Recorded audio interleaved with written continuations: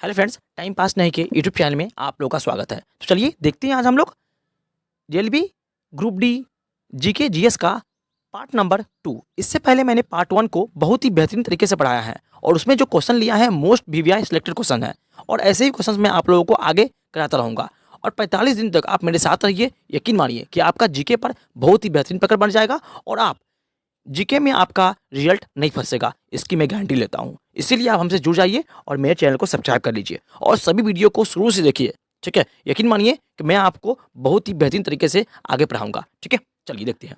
तो आज देखते हैं नेक्स्ट पार्ट, सेकेंड पार्ट। इसका पहला क्वेश्चन, मैकियावेली इटली का राजनीतिक विशेषज्ञ था और उसने द प्रिंस नामक ग्रंथ की रचना की है। ठीक है, कौन ने? तो मैकियावेली। ठीक है, आगे बढ़ते हैं। भारत का नेपोलियन समुद्रगुप्त को कहते हैं। इसे कहते हैं भारत का नेपोलियन समुद्रगुप्त को कहते हैं। ठीक है, आगे बढ़ते हैं। नेपोलियन फ्रांस का एक शासक था। जो नेपोलियन था वो कहाँ का था शासक था? फ्रांस का एक शासक था। आगे बढ़ते हैं। भारत का शेक्सपियर कालिदास को कहते हैं। चलिए देखिए, भारत का शेक्सपियर किसे कहते हैं? तो कालिदास को कहते हैं। आगे बढ़ते हैं। शेक्सपियर ब्रिटेन का एक लेखक था। कहाँ का था? ब्रिटेन का एक लेखक था शेक्सपियर। आगे बढ़ते हैं। चलिए देखिए, भारत का राष्ट्रपिता महात्मा गांधी को कहते हैं। उसके आगे, पाकिस्तान का राष्ट्रपिता मोहम्मद अली जिन्ना को कहते हैं। ठीक है, आगे, बांग्लादेश का राष्ट्रपिता शेख मुजीबुर रहमान को कहते हैं। ठीक है, आगे बढ़ते हैं। उसके बाद है नेक्स्ट क्वेश्चन, समझिए यहाँ से देखिए। शेरी मैसूर टीपू सुल्तान को कहते हैं। किसे कहते हैं? शेरी मैसूर टीपू सुल्तान को कहते हैं शेरी मैसूर। ठीक है, आगे बढ़ते हैं। शेरी पंजाब लाला लाजपत राय को कहा जाता है। किसे कहा जाता है? तो लाला लाजपत राय को शेरी बंगाल कहा जाता है। ठीक है, आगे बढ़ते हैं। चलिए समझते हैं और क्वेश्चंस को। देखिए, चलिए देखिए, यहाँ से मैं बेसिक से स्टार्ट किया हूँ आपको जीके और यकीन मानिए मैं आपको हाई लेवल तक पढ़ाऊंगा। ठीक है, चलिए देखते हैं। शेरे काश्मीर शेख अब्दुल्ला को कहा जाता है। ठीक है, आगे बढ़ते हैं। कायदे आजम मोहम्मद अली जिन्ना को कहा जाता है। किसे कहा जाता है? तो मोहम्मद अली जिन्ना को कहा जाता है। आगे बढ़ते हैं। शहीद आजम भगत सिंह को कहा जाता है। किसे कहा जाता है? तो शहीद आजम भगत सिंह को कहा जाता है। आगे बढ़ते हैं।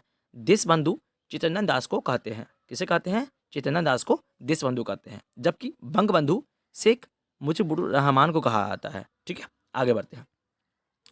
नेक्स्ट क्वेश्चन देखिए यहाँ से। देश रत्न डॉक्टर राजेंद्र प्रसाद को कहा जाता है। किसे कहा जाता है? देश रत्न डॉक्टर राजेंद्र प्रसाद को। आगे बढ़ते हैं। भारत का missile man APJ Abdul Kalam को कहते हैं। किसे कहते हैं? भारत का missile man APJ Abdul Kalam को। आगे बढ़ते हैं। भारत का मिसाइल वुमेन टेमी थॉमस को कहते हैं।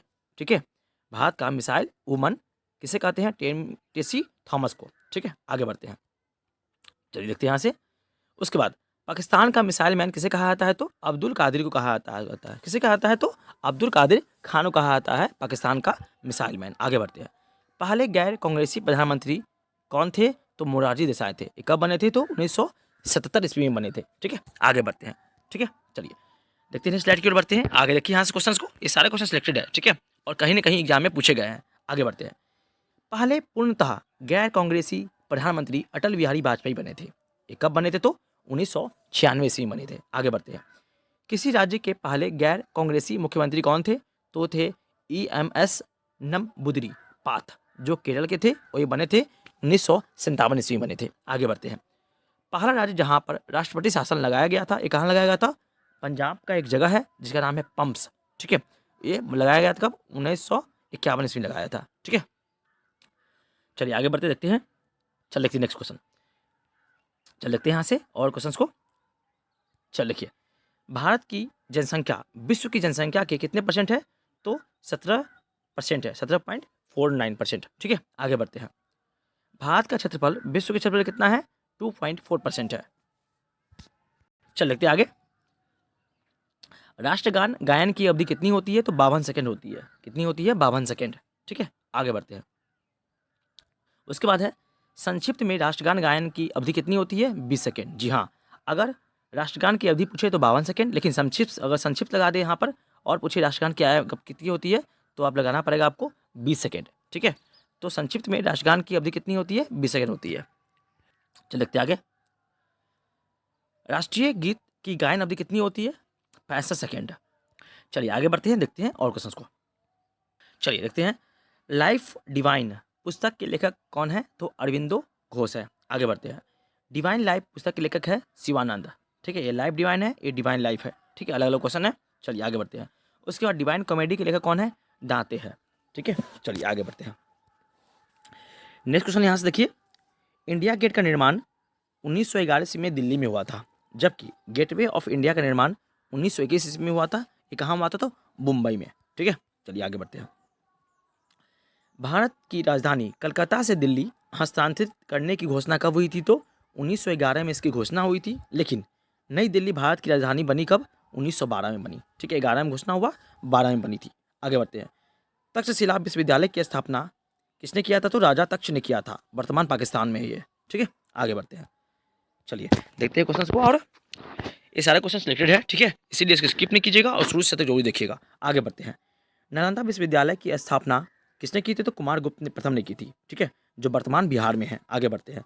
विक्रमशिला विश्वविद्यालय की स्थापना किसने की थी? तो धर्मपाल ने की थी, जो कि बिहार में ही है। आगे बढ़ते हैं। सोमपुरी बौद्ध विहार की स्थापना धर्मपाल ने की थी, जो कि बिहार में ही है। ठीक है, चलिए आगे बढ़ते हैं, देखते हैं। Vernacular Paris act, vernacular fresh act लाया गया कब था? 1878 ईस्वी में लाया गया था लॉर्ड लिटन के द्वारा। ठीक है, लेकिन वर्नाकुलम पेरिस एक्ट हटाया कब गया था? तो 1882 ईस्वी में। और किसने हटाया था? लॉर्ड रिपन ने हटाया था। लिटन ने लगाया था और रिपन ने हटाया था। ठीक है, आगे बढ़ते हैं। उसके बाद आगे रखिए, भारत में जनगणना की शुरुआत कब हुई थी? तो लॉर्ड मेयो के काल में हुई थी, 1872 ईस्वी में हुई थी। लेकिन भारत में भारत में दशकीय जनगणना की शुरुआत कब हुई थी? तो लॉर्ड रिपन के काल में हुई थी, 1881 में हुई थी। ठीक है, आगे बढ़ते हैं। भारत में अब तक कुल 15 बार जनगणना हो चुका है। कितनी बार हो चुका है? 15 बार कुल मिलाकर। लेकिन भारत में अब तक 10 की जनगणना कितनी बार हुई है? 14 बार हुआ है। कब तक हुआ है? कितनी बार? 14 बार हुआ है 10 की जनगणना। चलिए आगे बढ़ते हैं। स्वतंत्र भारत में जनगणना 7 बार हो चुकी है।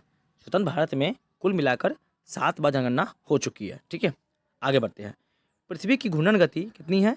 27.8 किलोमीटर पर मिनट या फिर 1670 किलोमीटर पर आवर। ठीक है, तो चलिए यहाँ पे आपका पार्ट 2 समाप्त हुआ। अगर वीडियो आप लोगों को अच्छा लगा हो तो प्लीज़ मेरे चैनल को सब्सक्राइब कर लीजिएगा, और संपूर्ण जीके जीएस को बेसिक से हाई लेवल तक पढ़ने के लिए आप हमसे जुड़ जाइए और मेरे चैनल को सब्सक्राइब कर लीजिए। तब तक के लिए थैंक यू। जय हिंद, वंदे मातरम।